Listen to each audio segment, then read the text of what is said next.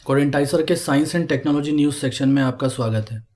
आजकल मार्केट में बहुत सारे ऐसे टेक्नोलॉजिकल प्रोडक्ट्स अवेलेबल हैं कि जिन्हें हम ख़रीदते तो अपनी सेफ्टी और सिक्योरिटी के लिए हैं, लेकिन वही हमारी सेहत के लिए ख़तरा भी बन सकते हैं या बन जाते हैं। क्यों और कैसे और किस तरह के वो प्रोडक्ट्स हैं, आज हम देखेंगे।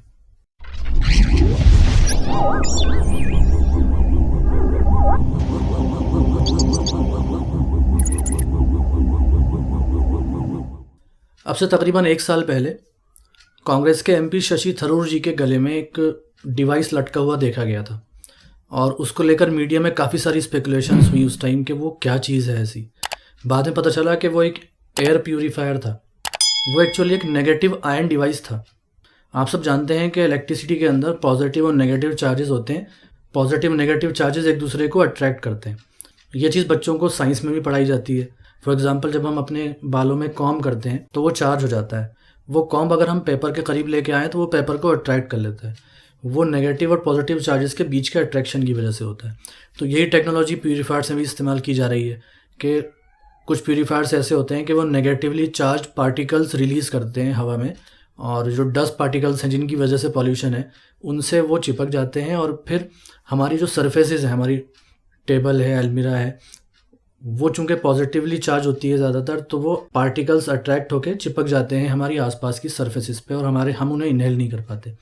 लेकिन प्रॉब्लम कहाँ आई? अभी हाल में ही नीदरलैंड में एक एजेंसी है, authority for nuclear safety and radiation protection. उन्होंने नीदरलैंड में बिकने वाले कई प्रोडक्ट्स में से 10 ऐसे प्रोडक्ट्स चूज़ करके उसे बंद किया है जिनके बारे में कहा गया कि उनके अंदर रेडियो एक्टिविटी पाई जा रही है। और वो जो पेंडेंट की टाइप डिवाइस था जो एयर प्यूरीफायर के तौर पे काम करता है, उसके अंदर ही पाया गया है कि उसमें रेडियो एक्टिविटी है। रेडियो एक्टिविटी क्या चीज़ है? ये 2 लफ्ज़ से मिलकर बना है, रेडियो एंड एक्टिव। एक्टिव तो आप समझते हैं, रेडियो रेडिएशन से बना है, तो आपको रेडिएशन समझना पड़ेगा। रेडिएशन समझेंगे तभी आप ये समझ पाएंगे कि ब्लूटूथ और वाईफाई सिग्नल क्या चीज़ है। रेडिएशन समझेंगे तभी आप समझ पाएंगे कि आपका जो माइक्रोवेव है वो किस तरह काम करता है। रेडिएशन समझेंगे तो आप जान पाएंगे कि जो नाइट विज़न कैमरा होता है, जो रात में देख पाता है बिना रोशनी के, वो किस मैकेनिज्म पे काम करता है। रेडिएशन समझने के बाद ही आप समझ पाएंगे कि न्यूक्लियर रिएक्टर और एटम बम क्या चीज़ होती है। तो आइए पहले रेडिएशन समझते हैं। आप ये एज्यूम कीजिए कि आप किसी तालाब के किनारे बैठे हैं और पानी बिल्कुल सुकून से है, उसकी सतह पे कोई हलचल नहीं है। आप आहिस्ता से उस पानी की सरफेस पे अगर उंगली टच करें तो उसके बाद आप देखेंगे उसमें लहरें उठनी शुरू हो जाती हैं। यानी जहाँ आप उसे टच करते हैं पानी की सरफेस को, वहाँ से एक वेव चलनी शुरू होती है जो दूर तक जाती है। इसके अलावा आप एक एक्सपेरिमेंट और कर सकते हैं। कोई भी एक ऐसी चीज़ लीजिए जो वाइब्रेट कर सकती हो, जैसे फॉर एग्जांपल हमारा मोबाइल है। उस मोबाइल के साथ हमने कोई स्टिक अटैच कर ली और इसे आप वाइब्रेट कराइए, कॉल करने पर वाइब्रेट कराइए, और उस वाइब्रेट होते हुए मोबाइल या स्टिक को आप पानी की सरफेस पर टच कीजिए, तो आप देखेंगे कि वैसी ही वेव्स उसमें जनरेट होंगी, वो वैसी ही लहरें बनेंगी, लेकिन फ़र्क होगा वो जो आपने सिर्फ फिंगर टच करके जो लहर जनरेट की थी उसमें और इस वाइब्रेटर में। वो लेयर्स जो पहले जनरेट हुई थी उसकी वेव बहुत स्लो थी और लंबी थी, और अभी जो वेव्स जनरेट हुई हैं बहुत छोटी छोटी वेव्स हैं। इन वेव्स को हम अलग कैसे बयान कर सकते हैं? वेव लेंथ की फॉर्म में।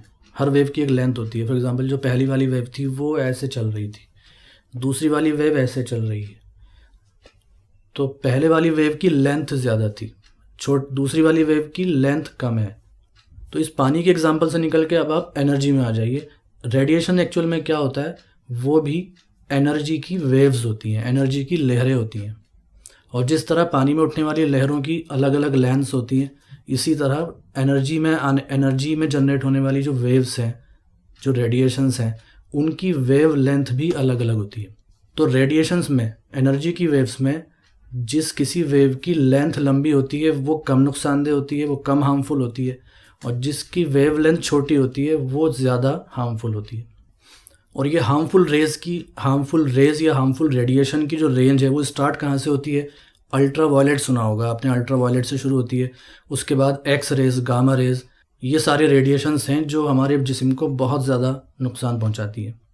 एक्सरे चूँकि बहुत हार्मफुल चीज़ है, इसी वजह से आपने देखा होगा अगर किसी का एक्सरे होता है किसी रूम में तो एक्सरे टेक्नीशियन एक मेटल की शीट के पीछे खड़ा होता है और फिर वो ट्रिगर करता है एक्सरे मशीन को, और फ्रैक्शंस ऑफ अ सेकंड के लिए ही वो एक्सरे हमारी बॉडी पे पड़ती है। सीटी स्कैन भी एक एक्सरेज को यूज़ करता है। अगर आपने किसी का सीटी स्कैन होते हुए देखा हो तो आप देखेंगे कि अगर किसी अटेंडेंट को पेशेंट के साथ सीटी स्कैन रूम में रुकना हो तो उसे भी एक सेफ्टी शील्ड पहनाई जाती है ताकि वो उससे सेफ रहे। और ये एक रूल है कि जो प्रेग्नेंट लेडीज़ हैं उनका एक्सरे बिल्कुल नहीं किया जाता। हमारा ब्लूटूथ एंड वाईफाई भी एक रेडिएशन है, एक तरह की एनर्जी की वेव्स है, लेकिन इनकी वेवलेंथ काफ़ी लंबी होती है। जो कैमरे रात को भी देख सकते हैं और रिकॉर्ड कर सकते हैं पिक्चर को या लैंडस्केप को, उनके अंदर एक टेक्नोलॉजी यूज़ होती है इंफ्रारेड रेज की फॉर्म में। एक्चुअली रेडिएशंस की एक रेंज है, उसके बीच में एक छोटी सी रेंज है जिसे हम लाइट रेडिएशन कहते हैं। लाइट भी एक तरह का रेडिएशन है, और हम जानते हैं कि सूरज से आने वाली रोशनी को अगर हम एक प्रिज्म के ज़रिए 7 रंगों में डिस्पर्स कर दें तो violet, indigo, blue, green, yellow, orange, red, इन कलर्स में वो डिस्पर्स हो जाता है। यही हमारी विजिबल रेंज है। रेड से पहले की वेव्स रेडिएशंस और वॉयलेट के बाद की रेडिएशंस हमें नज़र नहीं आती हैं। क्यों नज़र नहीं आती हैं? क्योंकि हमारी आंखों में जो सेंसर लगा हुआ है, हमारी आंखों के पर्दे में जो सेंसर्स लगे हुए हैं, वो सेंसर सिर्फ इसी रेंज के रेडिएशंस के लिए सेंसिटिव है। अगर हम अपनी आंखों की सेंसिटिविटी बढ़ा पाएँ तो फिर हमें शायद मोबाइल में आने वाले सिग्नल्स भी नज़र आने शुरू हो जाएंगे। तो अब हम वापस आ जाते हैं अपनी रेडियो एक्टिविटी पर। रेडियो एक्टिव सब्सटेंस वो सब्सटेंस होता है जो वक्त के साथ साथ आहिस्ता आहिस्ता डीके करता है। डीके करने का मतलब है कि आहिस्ता आहिस्ता उसमें से कुछ पार्टिकल्स रिलीज़ होते रहते हैं हवा में, जिन्हें हम सब एटॉमिक पार्टिकल्स कहते हैं। और उन पार्टिकल्स के अलावा रेडिएशंस भी निकलते हैं उसमें से, जो हमें नज़र नहीं आते क्योंकि हमारी आँखें उसके लिए सेंसिटिव नहीं हैं। लेकिन वो रेडिएशंस इतने ज़्यादा हार्मफुल हैं कि इस फील्ड में रेडियो एक्टिविटी पर रिसर्च करने वाले बहुत सारे साइंटिस्ट्स की जो डेथ हुई है वो इस रेडिएशंस के हार्मफुल इफ़ेक्ट्स की वजह से हुई है। 1936 में डॉक्टर पेरी ब्राउन ने बाकायदा एक किताब लिखी थी, जिस किताब का नाम था American martyrs to science through Roentgen rays. Roentgen rays कहते हैं एक्सरेज को। यानी उस किताब का टाइटल था कि एक्सरे से साइंस की फील्ड में शहीद होने वाले अमरीकियों पर वो किताब लिखी गई थी। इंटरेस्टिंग बात यह है कि उस किताब में खुद उनका भी जिक्र आना चाहिए था बाद में, क्योंकि खुद उनकी भी डेथ जो है एक्सरे से पैदा होने वाले कैंसर से हुई थी। नीदरलैंड में जिन डिवाइसेस पर ऑब्जेक्शन किया गया है उसमें एक क्वांटम पेंडेंट है। क्वांटम पेंडेंट के बनाने वाले कहते हैं कि वो एक ऐसा पेंडेंट है कि जो आपके इर्द गिर्द एक पॉजिटिव एनर्जी क्रिएट करता है। और एक पेंडेंट ऐसा है कि अगर मैं उसका अभी नाम बताऊंगा तो आप में से बहुत सारे लोग चाहेंगे कि वो भी ख़रीद लें। एंटी 5G पेंडेंट, यानी उसके बनाने वालों ने ये कहा है कि ये पेंडेंट पहनने वाले 5G के रेडिएशन से सेफ रह सकते हैं। पता ये लगा कि वो डिवाइस ही खुद रेडिएशंस ऐसी जनरेट कर रहा है कि जो हमारे लिए हार्मफुल है। इस तरह मार्केट में और बहुत सारी चीज़ें हैं। नेगेटिव आयन ज्वेलरी बनाई गई है, स्लीप मास्क बनाया गया है, और इस तरह के कई डिवाइसेस हैं कि जब उनकी रेडियो एक्टिविटी लेवल नापा गया तो वो काफ़ी ज़्यादा निकला।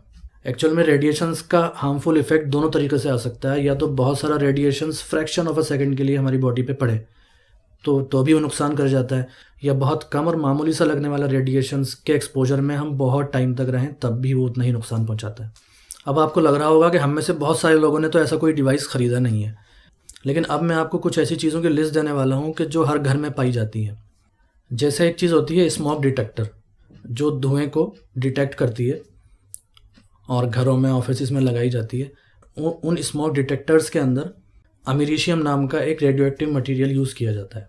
इसके अलावा कुछ क्लॉक्स और वॉचेस ऐसी होती हैं कि जो ल्यूमिनस होती हैं, चमकती हैं अंधेरे में, तो वो चमकना उनका रेडियो एक्टिव मटीरियल्स की वजह से ही होता है। इसके अलावा कुछ कैमराज में लगने वाले लेंसेज थे। अब तो टेक्नोलॉजी बदल गई है। कुछ पुराने कैमराज के अंदर जो लेंसेज लगाए जाते थे उनके अंदर थोरियम नाम का एक रेडियो एक्टिव मटीरियल डाला जाता था शीशे में, जिस ग्लास से वो लेंस बनाया जाता था। और उसकी वजह यह थी कि उससे रिफ्रैक्टिव इंडेक्स बढ़ता था, यानी उसके डालने के बाद हम लेंस को पतला बना सकते थे। इसके अलावा वो टेलीविज़न और वो मॉनिटर्स जो CRT मॉनिटर कहलाते हैं, जिनमें एक पिक्चर ट्यूब होती है, उनमें से एक्सरेज निकलती हैं। इनका चलन तो अब काफ़ी कम हो गया है। इसके अलावा सन लैम्प्स होते हैं, यानी कुछ लोग ये करते हैं कि अपनी बॉडी की टैनिंग कराते हैं, अपना कॉम्प्लेक्शन बॉडी का डार्क कराते हैं। वो डार्क करने के लिए सैलून्स में क्या किया जाता है, अल्ट्रावायलेट लैम्प के अंदर लेटाया जाता है। वो अल्ट्रावायलेट रेज भी हमारे लिए हार्मफुल है। और अल्ट्रावायलेट रेस तो ऐसी हैं जो सूरज से भी आती हैं और बहुत हार्मफुल होती हैं, लेकिन नेचर ने हमें प्रोटेक्ट किया हुआ है। हमारी अर्थ सरफेस से, हमारी ज़मीन से तकरीबन 15 से 35 किलोमीटर ऊपर अगर हम देखें तो एक ओजोन गैस की लेयर है, और उस लेयर का काम यही है कि सूरज से आने वाली जो रेडिएशंस हैं उनमें से जो विजिबल रेंज की रेडिएशंस हैं और इंफ्रारेड हैं वो उससे पास हो जाती हैं, लेकिन अल्ट्रावायलेट और उससे ऊपर की छोटी वेवलेंथ की जो रेडिएशंस है जो हार्मफुल हैं वो उसको क्रॉस नहीं कर पाती। इसके अलावा सिरामिक वो मटेरियल है कि जिससे हम फॉर एग्जांपल टाइल बनते हैं और कुछ क्रॉकरी बनती है, उसके अंदर भी नेचुरली अकरिंग यूरेनियम होता है। यूरेनियम जानते हैं कि यूरेनियम एक ऐसा एलिमेंट है जो न्यूक्लियर रिएक्टर्स में और एटम बॉम्ब में इस्तेमाल होता है, और वो एक रेडियो एक्टिव मटीरियल है।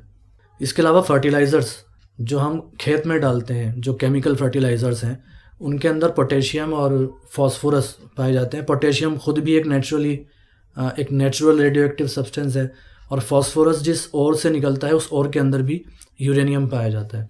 जिन चीज़ों की लिस्ट मैंने आपको दी है उनका रेडियो एक्टिविटी लेवल बहुत कम है, लेकिन अगर हम बहुत सारी ऐसी चीज़ें अपने इर्द गिर्द इकट्ठा कर लेंगे जो बहुत कम रेडियो एक्टिविटी लेवल रखती हैं तो वो मिल के एक सिनर्जिस्टिक इफेक्ट बन सकता है। इस इन्फॉर्मेशन का मकसद आपको डराना नहीं है, आपको होशियार करना है, क्योंकि रेडियो एक्टिविटी और रेडिएशंस एक ऐसी चीज़ है जो सीधा हमारे बॉडी में जाके हमारे न्यूक्लियस को छेड़ता है, यानी जिन सेल्स के हम बने हुए हैं उन सेल्स के अंदर जो डीएनए है उस डीएनए को टेम्पर करता है, और डीएनए बदलने से ही कैंसर जनरेट होता है। जो इस तरक्की के इस दौर में जो बुरा असर हम अपने माहौल पे छोड़ रहे हैं, तो ये हमें आज सोचना होगा कि हम आगे अपनी आने वाली नई नस्लों के लिए क्या दुनिया छोड़ के जा रहे हैं। तो अगर आपको ये कंटेंट पसंद आया तो आप इसको दूसरों तक शेयर कीजिए, वीडियो को लाइक कीजिए, चैनल को सब्सक्राइब कर लीजिए और बेल आइकन दबाइए ताकि अगली वीडियोस का नोटिफिकेशन आपको टाइम पे पहुंच सके।